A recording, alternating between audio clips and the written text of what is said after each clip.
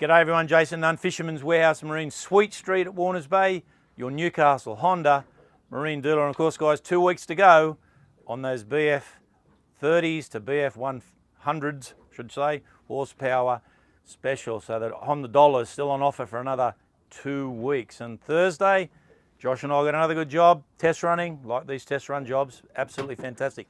Look at the lake around us, absolutely picture perfect. And of course, prawn run this weekend.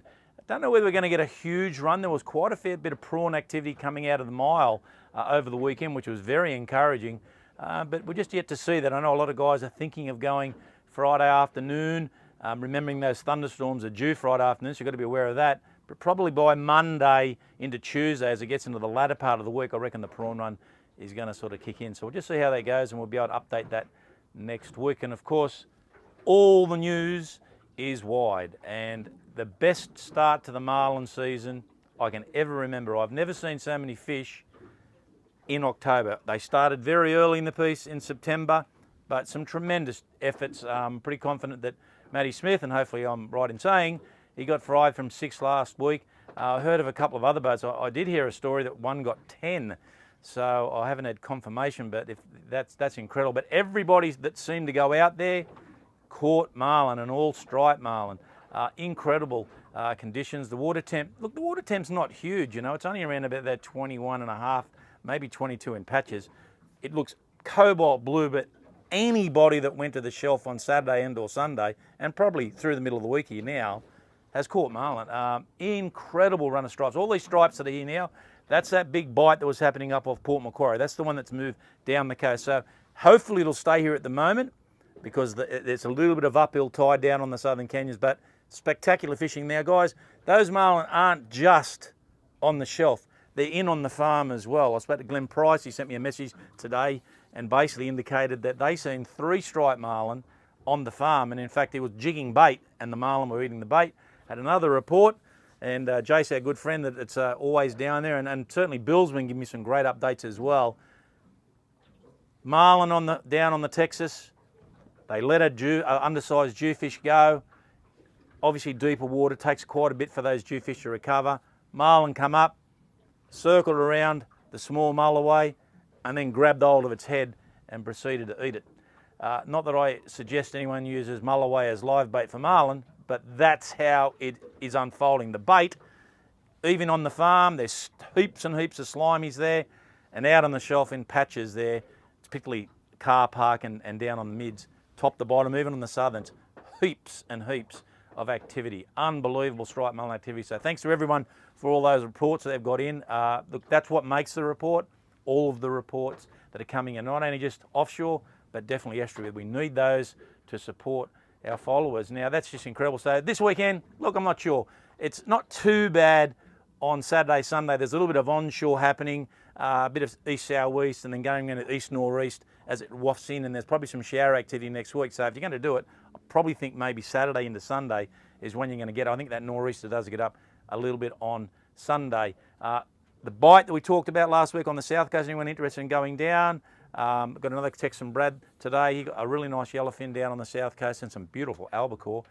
South of Eden is where the yellowfin are down there at the moment, and a bit wider is all the albacore. So coastally, things are already happening. The odd dolphin fish actually coming down as well. Texas, some really nice kings. Some days the guys are working extra hard, as Bill indicated. Smaller yellowtail, but well worth the effort to get down there, guys. The odd trag down there, reds, and of course longfin perch, which you would expect at this time of year down on that Texas, and some snapper up on the farm. Inshore fishery, still tough, guys. Blue spot flathead this time of year, always as a go. The odd red, and again those trevally, but you're just making up catches. The water's still a little bit cool, in around about 18 degrees, so it needs to warm up a little bit more for it to improve. The beaches, Joshua was telling me this week, big schools of salmon along the Belmont Blacksmith stretch, and I think that's going to be coastally at the present moment, but heaps and heaps of salmon along the beaches, still the odd brim.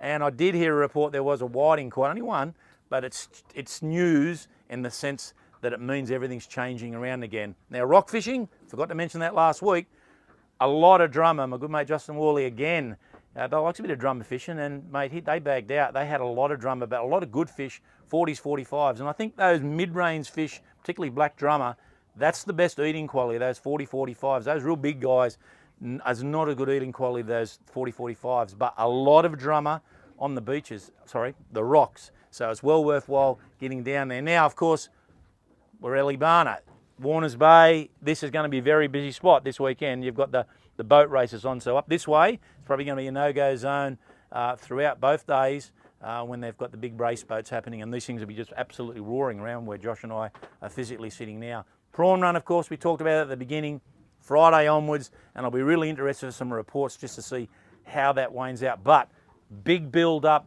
of whiting and brim on the shallows now. And the squid have continued. So it's all starting to come together. I know this week in the lake wasn't as good as last week. It was a little bit tough in periods this week in the lake. I know Lucas Stansford, my good mate's back, and he even said a couple of days there, struggled. You know, undersized tailor was all they were catching. And it wasn't just him. There was quite a few other guys making the same comment, really battled to get a few fish. I still think the shallows is where the flatties are. You've got to start to move out of that deep water. There are a few mulloway in the deeper water and definitely a few reds, but the brim and whiting and the flatties, you've got to stay along the shallows, and that might suit the weather conditions this week. Still plenty of time to get a few blue swimmer crabs as well. But look, guys, you've got to get out there and have a bit of a dig. I still reckon that even at the bridge, providing the traffic's not too bad, if you can get a few live squid, there's definitely been the odd king down at the bridge. So it's very, very encouraging. But there's plenty on offer. It's probably one of the best Octobers I've seen for a while. The only doldrum that we're seeing at the moment is the beaches not doing so much, and that inshore fishery, you know, 20 to 40 metres is just a bit dull, but outside of that, looks pretty damn good. Anyway, enjoy it. It won't be as good as this tomorrow afternoon, they tell us, but we need a little bit of rain. See you next week.